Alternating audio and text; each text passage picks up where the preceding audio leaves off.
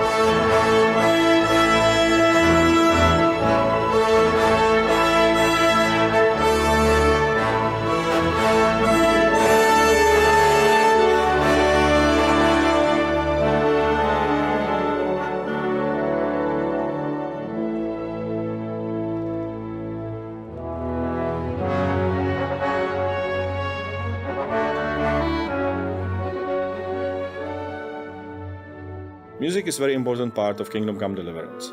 There is going to be a lot of music. Live medieval folk, hours of adaptive orchestra music that seamlessly adjusts to how you play, and 1.5 hours of symphonic orchestra, which was one of our Kickstarter stretch goals.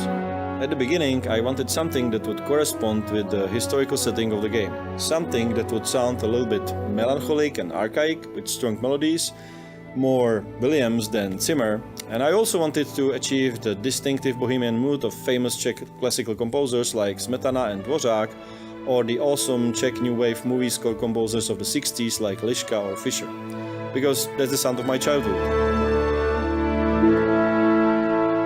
In our game we have in-game tracks of orchestral music, we have chamber music performed by period instruments, we have a small men's choir, and there's going to be live recorded cutscenes with a big symphony orchestra. And what you need is to incorporate all these types of music into one homogeneous soundtrack. For making of the in-game music, we always started with a design meeting, just the two of us. Mm-hmm.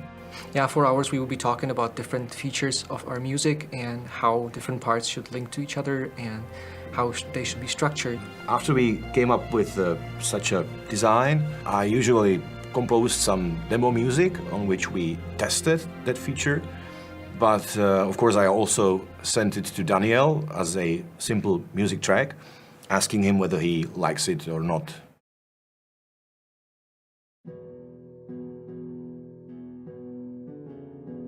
Of course, many games have adaptive music. It's a standard thing to have these days in the industry. You have different parts of the music responding to different events in the game. And we have been focusing on having nice transitions between those parts of music. Our goal is to maintain the natural flow of rhythm, harmonies, and melodic phrases. Our exploration music is organized a bit like a railway system. Every now and then, along the track, there is a switch or a branch by means of which it is possible to go seamlessly from the track we currently play to the one we need because the location changed or the situation changed. At this point we were leaving the village and we entered the open landscape. And now let's hear how we would get from there on the ground.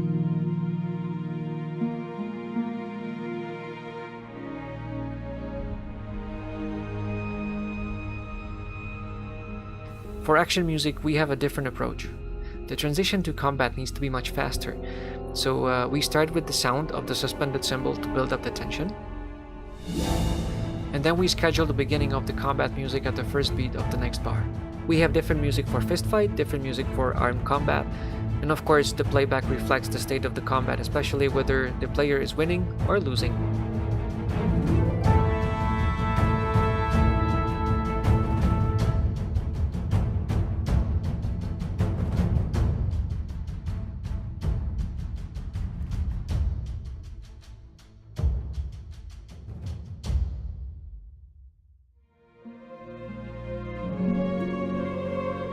For exploration music, we have a simpler rule. The more ancient the location, the more ancient the music. For example, nature looks rather timeless, so there we can dare quite a modern symphonic soundtrack. On the other hand, if you happen to be in the monastery, you really feel kind of stuck in the old times there. And therefore, there is no orchestra, no other instruments, just a small man's choir singing a simple Gregorian chant, just as the monks would do.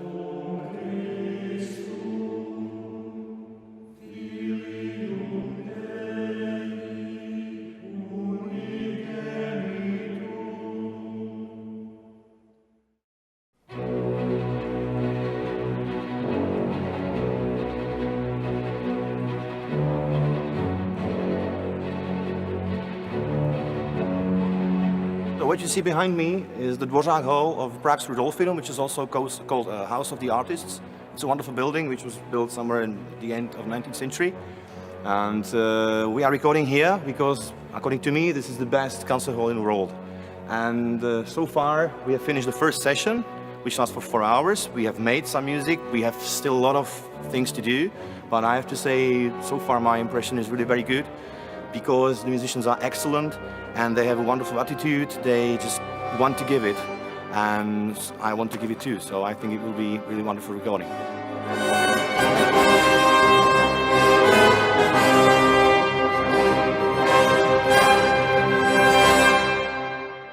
So when I was coming here today, I was quite nervous because so far I've heard only two types of music. Either one that was very well produced, but entirely from samples that we used in alphas, betas and trailers, and it sounded pretty well. So I kind of doubted if this is worth it, because it's very expensive and a lot of work. And the other type of music was the music for the cutscenes that I only heard on spotting sessions with Jan. It was done in MIDI, which was totally shitty quality because we didn't have time to produce it better. And when I was listening to it, I was sometimes like, oops, I just hope that it's gonna be sounding well when it's played by orchestra, because now it's kind of weird. And I have to say that I'm totally blown away. It's definitely much better than samples. And the stuff that sounded a little bit weird in MIDI is now awesome. If everything else will fail, I guess, like the game gonna suck and everything, we at least will have great music. This is the quality in which we played it for Dan during our spotting sessions. It's just general MIDI. And now comes the real stuff from Rudolfinum.